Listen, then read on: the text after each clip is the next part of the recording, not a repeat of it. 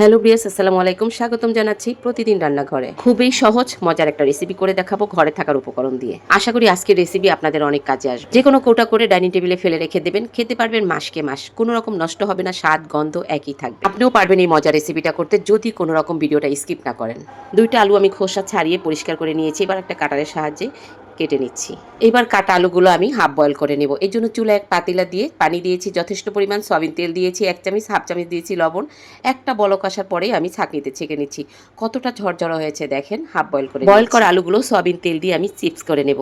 চুলার আগুনটা বাড়িয়ে নাড়াচাড়া দিয়ে আমি ছাঁকনিতে ছেঁকে নিয়েছি। লাগবে আমার কিছু পেঁয়াজ বেরেস্তা। এই জন্য চুলা একটা কড়াই দিয়ে সয়াবিন তেল দিয়ে 2 কাপ পেঁয়াজ আমি বেরেস্তা করে ছাঁকনিতে তুলে নিচ্ছি।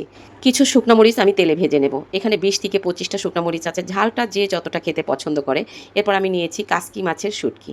এই কাসকি মাছের শুটকিগুলো আমি ধুয়ে রোদে শুকিয়ে এরপর আমি তেলে ভেজে নিয়েছি।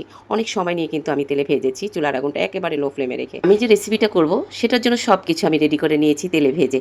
এরপর আমি হাতের সাহায্যে সব কিছু মিলিয়ে নিই। প্রথমে শুকনো মরিচগুলো আমি নিয়ে নিচ্ছি। এগুলো একেবারে মচমচা হয়েছে সব কিছু। এই রেসিপিটা দেখলে তুমিও পারবে খুব সহজে বাসায় ট্রাই করতে, কোনো অংশে ভিডিওটা না টেনে। তোমাদের ভালোবাসায় এগিয়ে যাবো ইনশাল্লাহ। এরকম মজার মজার রেসিপি পেতে চাইলে আমার ইউটিউব চ্যানেলটি সাবস্ক্রাইব করে আমার পাশে থাকুন আর কমেন্ট করুন কোন ধরনের রেসিপি আপনারা চান, আমি চেষ্টা করব। এবার সব কিছু হাতের সাহায্যে মিলিয়ে নিচ্ছি। 4 টেবিল চামচের মতো সরিষার তেল গরম করে আমি এখানে ঢেলে দিচ্ছি।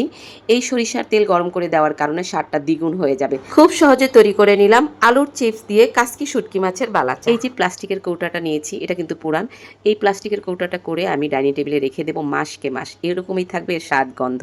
শুধু নিব আর খাবো গরম ভাতে। শুধুমাত্র এই একটা আইটেম দিয়ে ভাত খেতে পারবেন পেট ভরে অনায়াসে। সবাই ভালো থাকবেন, আল্লাহ হাফেজ।